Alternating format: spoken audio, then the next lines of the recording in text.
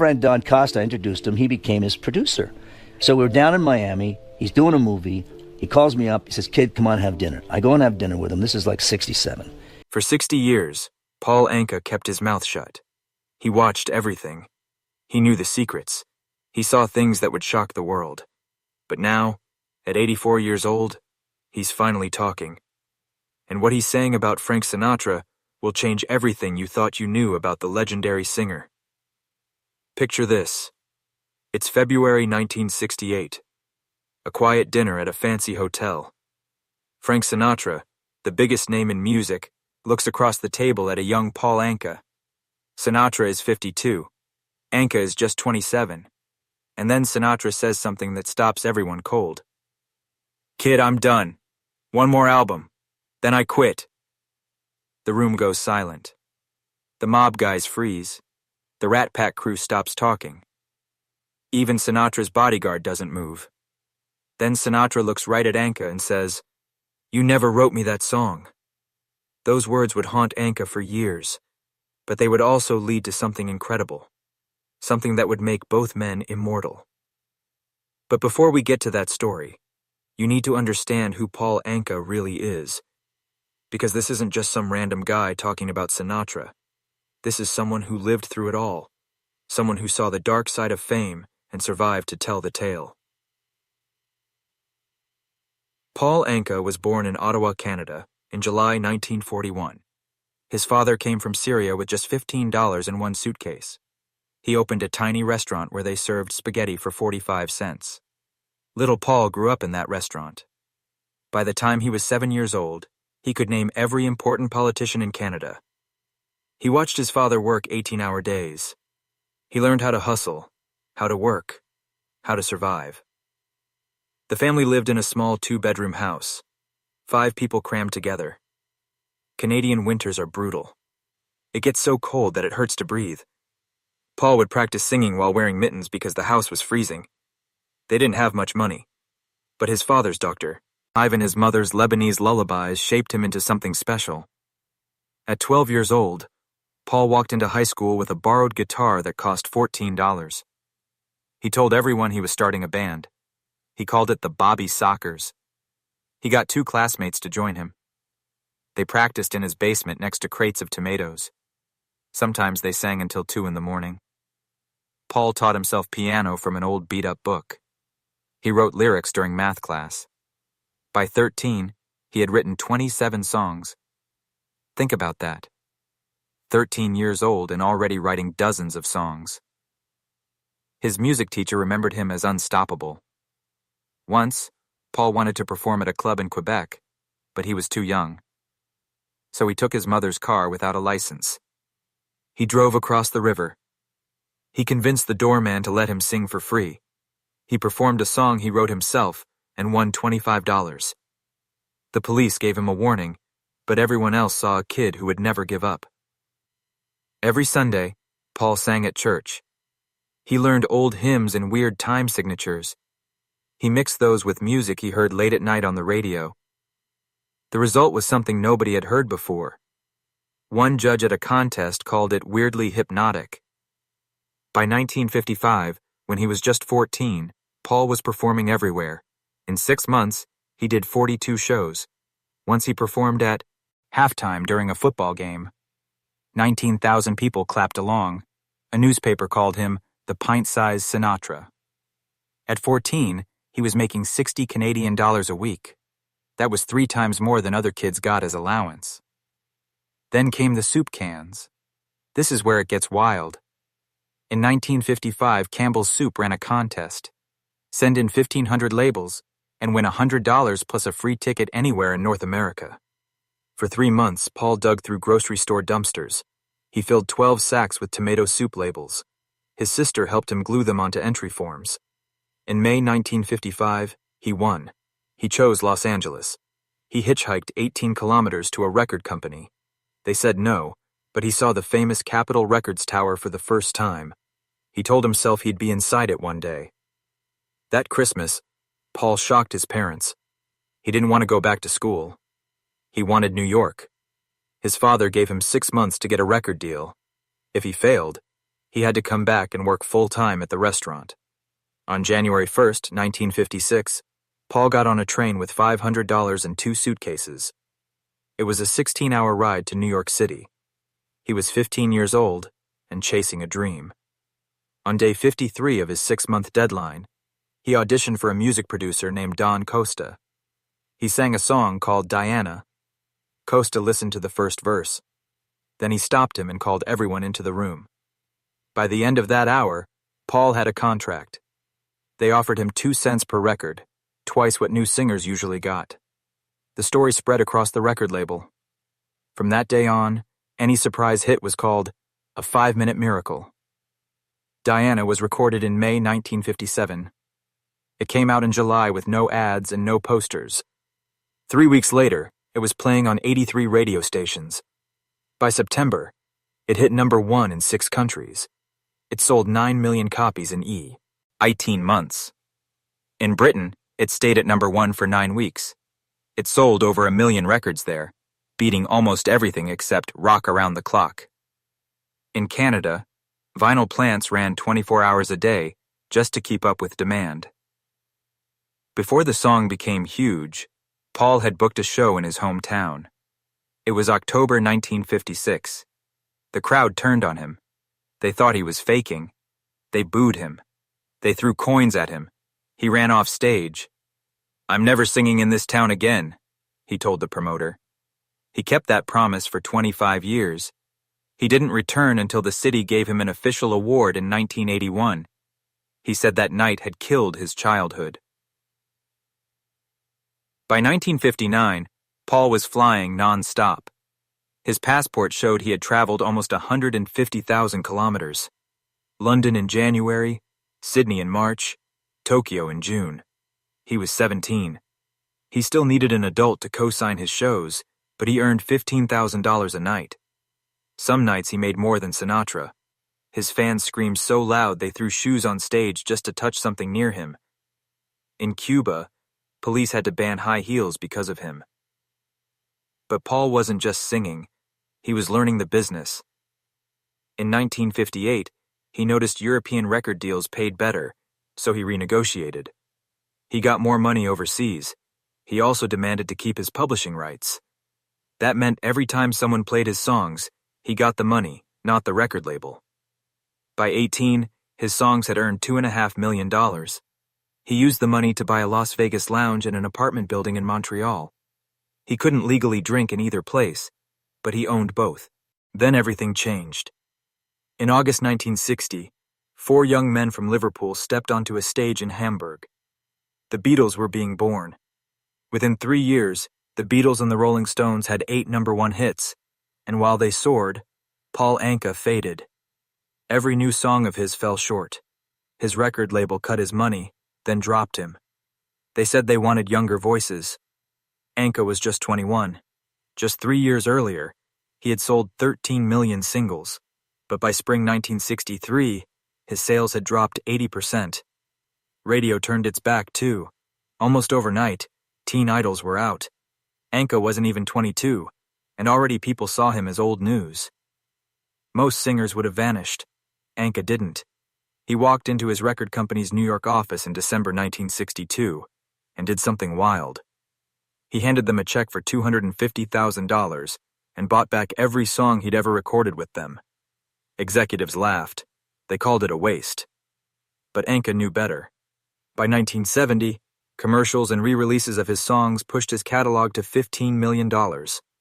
By 2020, that same catalog had earned around $100 million. One smart move saved his entire career. In early 1963, he flew to Puerto Rico for a war film. On set, he met Anne, a model and former Miss Sweden runner-up.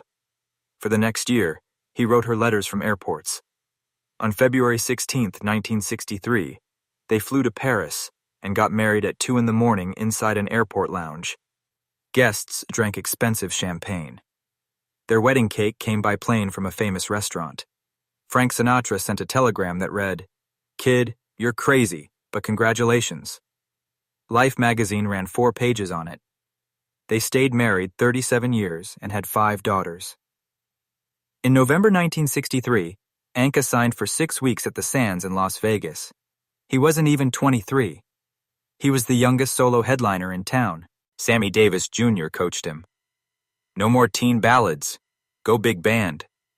Anka opened with classic songs, walked into the crowd, and broke casino rules just by touching hands. Critics took notice. By spring 1964, he held residencies at 2 casinos.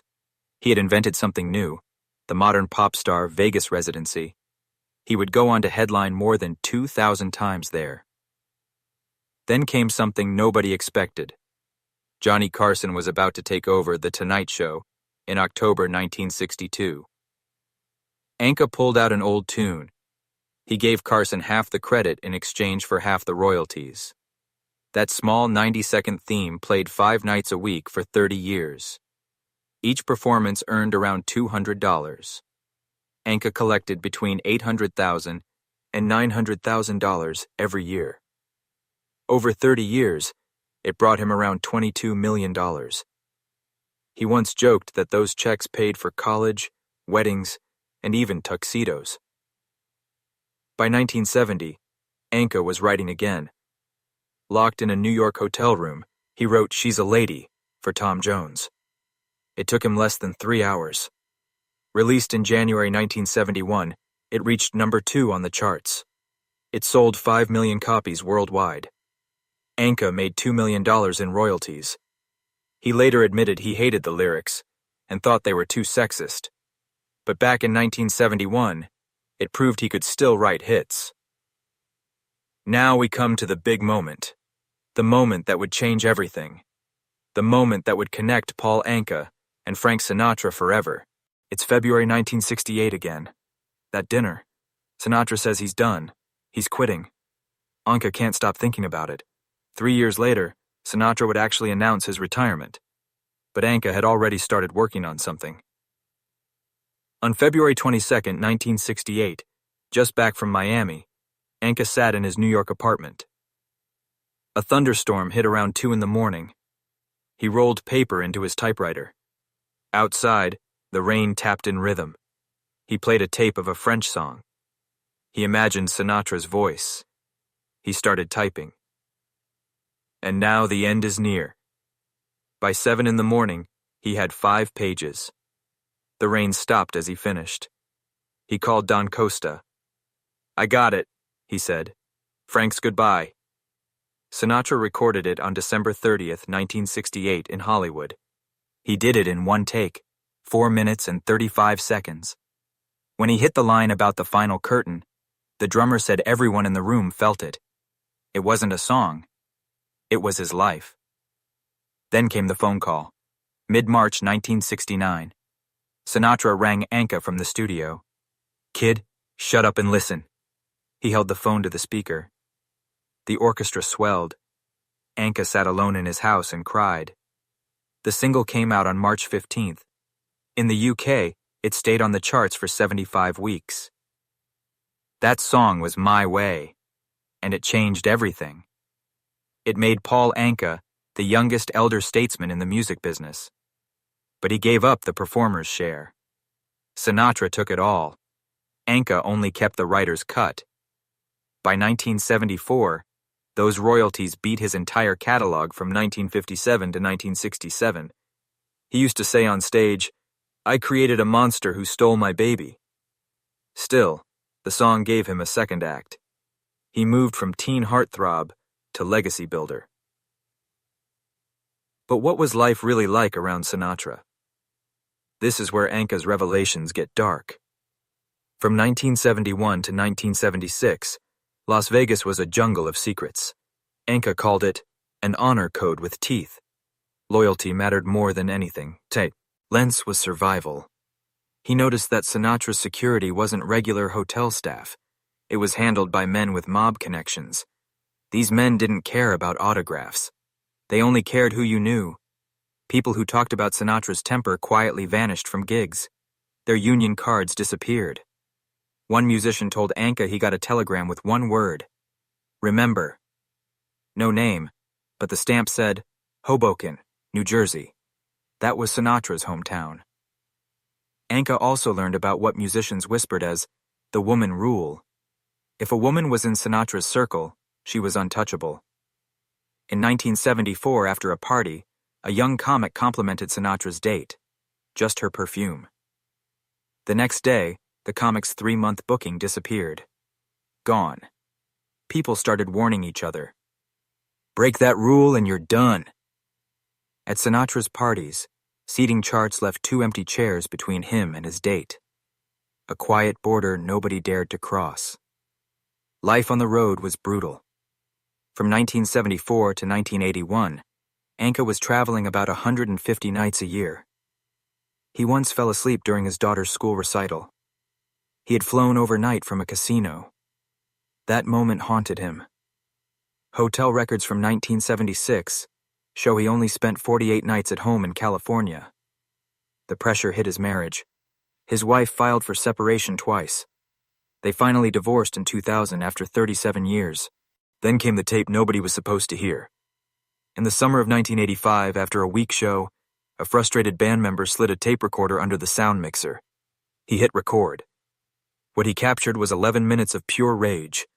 Anka was screaming at his band. The tape stayed behind closed doors for years. But in 2004, an engineer digitized it and shared it online. It spread fast. In just 3 days, it had 150,000 downloads. A private moment had gone public. Even musicians who'd never worked with him knew the lines. One stood out. I'm the only important one on that stage. He slammed the music stand so hard it cracked. The tape didn't just spread through music circles. It reached Hollywood. Screenwriters found it while writing Ocean's 13 in 2005. They used Anka's exact words for Al Pacino's villain. When the movie came out in 2007, musicians in the theater laughed. They knew it was the Anka tape immortalized. In 2013, Anka released his autobiography. It was called My Way. Publishers expected a light memoir. What they got was 368 pages of fire. There were wild confessions. Michael Jackson once asked Anka to ghostwrite love letters, and stories about mob bosses handing him cash after hearing demos. The lawyers wanted 42 sections removed. Anka refused to cut the mob stories. The book's first printing sold out in 72 hours. Then in 2024, a new chapter opened. A documentary premiered at the Toronto International Film Festival. The scene that had critics talking wasn't from the archives. It was live. Cameras followed Anka backstage before a show. He was 83. He handed his cardiologist a heart monitor and said, "Tell me if the encore kills me." After 3 failed marriages, custody battles, and decades of secrets, Paul Anka is still standing. He's still performing. He's still writing. And now, he's finally telling the truth about Frank Sinatra, the mob connections, the covered-up scandals, and the price of loyalty in a world where silence was survival. At 84 years old, Paul Anka has nothing left to lose. And that makes him the most dangerous storyteller alive. Because he was there. He saw it all. He lived through it. And now, he's letting the world know what really happened behind the velvet ropes of Vegas, inside the smoke-filled rooms where deals were made, and in the dark corners where legends were born and secrets were buried. Frank Sinatra made My Way famous, but Paul Anka wrote it. And now, finally, he's doing things his way, by telling the truth, all of it. If this story amazed you, do me a favor. Hit that like button right now. Share this video with someone who loves music history. And subscribe to this channel because we're diving deep into the untold stories of the legends you thought you knew. Ring that notification bell so you never miss another revelation. Thanks for watching, and I'll see you in the next one.